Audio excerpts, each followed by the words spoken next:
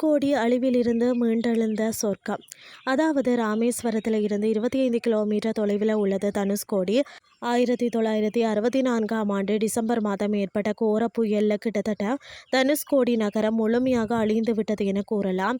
மிச்சம் இருந்தது பார்த்தீங்கன்னா கோதண்ட ராமசாமி கோவில் மட்டுமே. புயலுக்கு முன்பாக பார்த்தீங்கன்னு சொன்னால் தனுஷ்கோடி நகரம் ராமநாதபுரம் மாவட்டத்தில் ஒரு பகுதியில் இருந்ததா.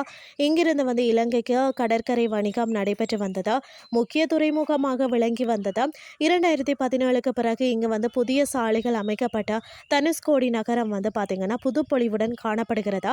மிக சிறந்த சுற்றுலா தலமாக விளங்குகிறதுனே சொல்லலாம். தினசரி எண்ணற்ற சுற்றுலா பயணிகள் இந்த இடத்தை காண ஆர்வமாக வாரார்கள்னே சொல்லலாம். தனுஷ்கோடி ராமேஸ்வரம் தீவின் தென்கிழக்கு பகுதியில் உள்ள ஒரு துறைமுகமாகும். 1964 ஏற்பட்ட புயல்ல சுமார் 1800 பேர் பலியாகி உள்ளனர். தொன்மையான வரலாற்றில் அடையாளங்களுடன் காணப்படுகிறது. முன்னர் மதுரை மாவட்டத்தில் ஒரு பகுதியாக விளங்கியது இந்த தனுஷ்கோடி பகுதி. இந்த இடத்துல வங்கக்கடலும் இந்திய பெருங்கடலும் சங்கமிக்கும் இடமாகவும் இந்த கடற்கரையில குளிர்த்தால் காசியில குளித்த புண்ணியம் கிடைக்கும் என்று சொல்வார்கள். கோதண்ட ராமசாமி கோவில் ராமேஸ்வரத்தில் இருந்து 12 கிலோமீட்டர் தொலைவில் உள்ளது. நீலக்கடல்ல அழகும் சுற்றுப்புற சூழல் நிலைகளும் பார்க்கறதுக்கு பார்த்தீங்கன்னா கண்களை கொள்ளை கொள்ளும் விதத்தில் அமைந்திருக்கும். தமிழ்நாட்டின் பரந்த கடற்கரையாகத்தான் இந்த இடம் இருக்கிறது. மிகவும் கவர்ச்சிகரமான இடமாகவும் சுற்றுலா பயணிகள் சுற்றி பார்க்கறதுக்கு ஏற்ற இடமாகவும் இருக்கிறது. ஆண்டுதோறும் பார்த்தீங்கன்னா லட்சக்கணக்கான சுற்றுலா பயணிகள் இங்கு செல்கிறார்களாம். இந்த இடத்துல எண்ணற்ற சிற்றுண்டி மையங்கள் இருக்கிறதா. கடற்கரையின் ஒரு புறம் மன்னார் வளைகுடா, மறுபுறம் பார்த்தீங்கன்னா வங்காள விரிகுடா மூலம் இயற்கையாக சூழப்பட்டுள்ளது. தனுஷ்கோடி என்ற சொல்லுக்கு வில்லின் முனை என்று பெயர். அதாவது ராமன் இந்த இடத்துல இருந்து இலங்கைக்கு செல்லக்கூடிய அந்த பாலம் அமைப்பதற்கு தனது படைகளுக்கு கேட்டுக்கொண்ட இடமாக ராமாயணத்தில் கூறப்பட்டுள்ளது. எனவே இந்த இடம் ராமாயண காலத்தில் இடம் பெற்றுள்ளதுன்னே சொல்லலாம். சுமார் 15 கிலோமீட்டர் நீளமுள்ள தனுஷ்கோடி கடற்கரை பகுதியில் அதிக அலைகளை கொண்ட பகுதியாகும். அடிக்கடி கடல் சீற்றம் ஏற்படும். இந்த பகுதியில் நிறைய குடும்பங்கள் வசித்து வரார்கள்.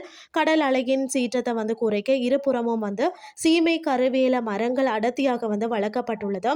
இங்கு பார்த்தீங்கன்னு சொன்னால் பிளமிங்கோ பறவைகள் அதிக அளவில் காணலாம். புயல் வருவதற்கு முன் இங்கு பெரிய கிறிஸ்தவ தேவாலயம், ரயில் நிலையம், தபால் நிலையம், பள்ளிக்கூடம், நிறைய குடியிருப்புகள் இருந்து வந்ததாம்.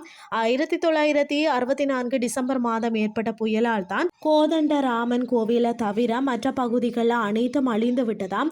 இந்த விபத்து ஏற்பட்டு 60 ஆண்டுகள் ஆகியும் இன்னும் அதன் எச்சங்கள் அழியாமல் காணப்படுகிறதாம். இந்த இடத்துல ராவணன் சகோதரர் விபீஷணன் ராமனிடம் சரணடைந்த இடமாக கருதப்படுகிறதா. இந்த இடத்துல அழகிய அதாவது மணற்பாங்கான பகுதிகள் நிறைய இருக்கிறதுனே சொல்லலாம். 2017 புதிதாக கட்டப்பட்டுள்ள தார் சாலைகள் மூலம்தான் இந்த இடம் புதிய பொலிவு ஏற்பட்டுள்ளதுன்னே சொல்லலாம். புத்துணர்ச்சி பெற்றுள்ளது. இதன் முனை பகுதி அரிச்சல் முனை எனப்படுகிறதா. சுற்றுலா பயணிகள் இந்த இடங்களில் குளிக்க தடை விதிக்கப்பட்டுள்ளதா. இந்த இடத்தை முழுமையாக சுற்றி பார்த்துட்டு சுவையான மீனை சாப்பிட்டுட்டு மன நிம்மதியுடன் வரலாம். தற்போது சுற்றுலா செல்வதற்கு மிக உகந்த இடமாக இந்த தனுஷ்கோடி பகுதி காணப்படுகிறதா. இன்றைய கிறிஸ்டி உங்களுக்கு பிரயோசனமாக அமைஞ்சிருக்கும்னு சொல்லி நானும் நம்புறேன்.